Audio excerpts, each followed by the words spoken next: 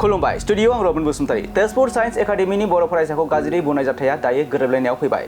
थांनाय 20 आगस्ट खालि तेजपुर साइन्स एकाडेमीआव उदालगुरि जिल्ला रौता लाइफांफारा गामिनि हायार सेकेन्डारिनि सेथि बोसोराव फरायबाय थानाय बिलिफां बसुमतारी मुंनि फरायसाखौ गाज्रियै बुनानै जोखोम खालामनाय जाथाया जादोंमोन। बिलिफां बसुमतारीखौ गाज्रियै बुनाय खौरां आरो जोखोम जानाय सावगारिया समाजारि बिजोङाव गोबारै गोसारदों आरो जाथायखौ लानानै समाजारि बिजोङाव गोख्रोङै सोंखारिलायनाय आरो दान्थे बिदान्थेया दिनैसिमबो खम जायाखै। बेखौनो लानानै तेजपुर साइन्स एकाडेमीआव फरायसालिनि गोरायुं खुंथायारि फरायसालिफोरनि दिथागिरि आरो आफाद गौथुमफोरनि गेजेराव गोथौयै सावरायलायनाय जायो। सावरायलायनायनि गेजेरजों बुजानाय आरो बुग्रा मोननै नखरनि दिथागिरिफोरनि गेजेराव दायो गोरोबलायनाया फैफिनबाय। बिलिफां बसुमतारीखौ गाज्रियै बुनानै जोखोम खालामनाय बे जाथाया दाबो गोबारै समाजारि बिजों आरो खौरां बिजोङाव गोसारबाय थानायखौ लानानै तेजपुर साइन्स एकाडेमीनि गोरायुं रन्जना शर्मा, बिलिफां बसुमतारीनि बिमा साबित्री बसुमतारी, सनितपुर जिल्ला खौसेथि बर' सुबुं आफादनि आफादगिरि बिनान कुमार बर' आरो रौता दखरा आबसुनि आफादगिरि दैदेनसा दैमारि बिथांमोना समाजारि बिजों आरो खौरां बिजोङाव जाथायखौ फोसावथाय आरो जाथायखौ लानानै बाथ्रा दान्थे बिदान्थे खालामबाय थानायफोरखौ बन्द खालामनो समाजारि बिजों एबा फेसबुक सालायगिरि बिथांमोननिसिम खावलायहरदों।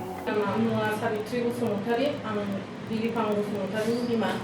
थांनाय साइन्स एकाडेमियाव 21 तारिखआव जि जालांनाय जाथाय, बे जाथायनि थाखाय ससियेल मिडियायाव गोबां भाइराल खालामनाय जाथायफोरनि सोमोन्दै जों दिनै साइन्स एकाडेमियाव जयैनो मोननै हान्जानि गेजेरजों सावरायलायनानै समाधान जाबाय आरो बे समाधान जानायनि गेजेरजों दिनै जों ससियेल मिडियायाव भाइराल खालामनायफोरखौ जाहाथे बेबायदि गथ'फोरनि इयुन फिउचारखौ नायनानै बेबायदि भाइराल खालामबाय थाया, बेखौनो आं साफ्रोमबो ससियेल मिडिया सामलायगिरि बिथांमोनखौ आंनि गोसो गोरबोनिफ्राय खावलायहरनाय जायोदि जाहाथे बन्द खालामनांगौ, जाहाथे हारि दाङाबाजि खैफोद जाया, गासैबो जों खौसेयै थानो हानाय बायदि आं बेखिनिखौनो नोंथांमोननिसिम ससियेल मिडिया सामलायगिरिफोरनिसिम बे खौरांखौ आं फोसावहरनाय जाबाय, जाहाथे नोंसोरो अननानै बन्द खालामनानै होयो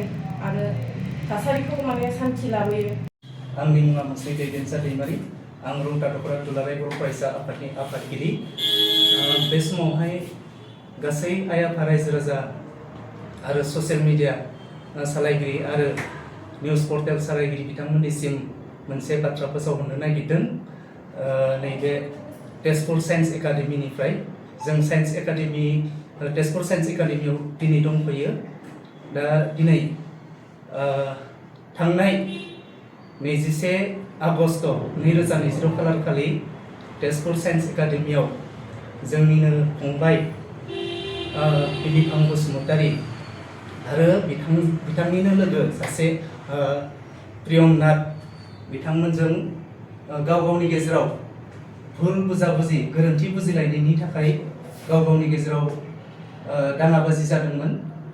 बे दाङाबाजिखौ लानानै थांनाय 22 खालार खालिनो तेजपुर साइन्स एकाडेमियावहाय गार्जेनफोरखौ लेंहरनानै सावरायनानै बेनि समाधाना जाबायमोन आरो दिनै फिन खेबसेबाव दिनै 24 खालार दिनै फिन खेबसेबाव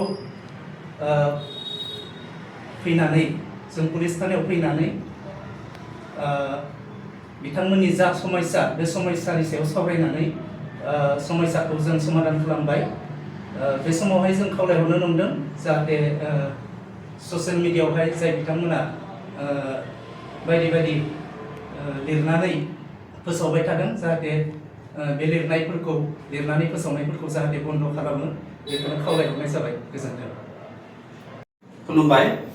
दिनै जोङो सनितपुर जिल्ला खौसेथि बर' सुबुं आफादनि जोंहा माखासे दैदेनगिरि आरो लोगोसे रौता दखरा दुलाराय बर' फरायसा आफादनि मानगोनां आफादगिरि आरो लोगोसे साइन्स एकाडेमीनि प्रिन्सिपाल बायद'जों जों दंफायो। दाखालि बावै 21 आगस्ट 2026 खालाराव बे एकाडेमियावनो मोनसे जाथाय जादोंमोन।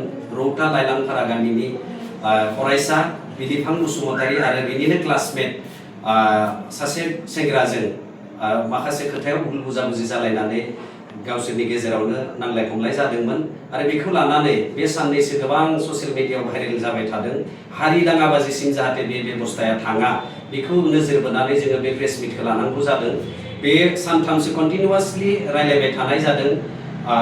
दा बिलिफां बसुमतारी बिथांनि न'खरनि गार्जेन बिथांमोन आरो लोगोसे जाय सेंग्राजों नांलाय खमलाय जादोंमोन बिथांनि गार्जेन आरो लोगोसे बे स्कुल एडमिनिस्ट्रेशननि गासैबो बिबानगिरि बिथांमोनजों दिनै सावरायलायनाय मोनसे जाबाय आरो बे गथ'फोरनि जाहाथे इयुननि फरायनायखौ नायनानै जोङो बे बेबस्थाखौ बेयावनो फोजोबनांगौ आरो जोंनि बे नांलाय खमलाय बेबस्था जि मोनसे थासारि जाबाय थादों समाज मिडियायाव बा ससियेल मिडियायाव भाइरेल जाबाय थादों बेखौ जोङो फोजोबलायनांगौ आरो हारि दाङाबाजिसिम जाहाथे बियो थाङा बेखौ बयखौबो खावलायबाय दिनै जोङो मोनसे सावरायलायनायनि गेजेराव गरन्थ फैनो हाबाय जोंनि बिलिफां बसुमतारीनि जि बुनायाव मेगनाव एसे दुखु मोनदोंमोन बे दुखु मोननायखौबो बिथांमोननि गार्जेना जायनोखि सेंग्राया बुदोंमोन बिथांमोननि गार्जेना कमप्लिटलि बिनि रेसपन्सिबिलिटिसखौ लादों बिनि मेडिकेलनि गासैबो दायित्वखौ लादों आरो इयुनाव जाहाथे बेबायदि खालामा बेखौबो जोङो आफाद हिसाबै स्कुल एडमिनिस्ट्रेशनजों लोगोसे बै सेंग्रानि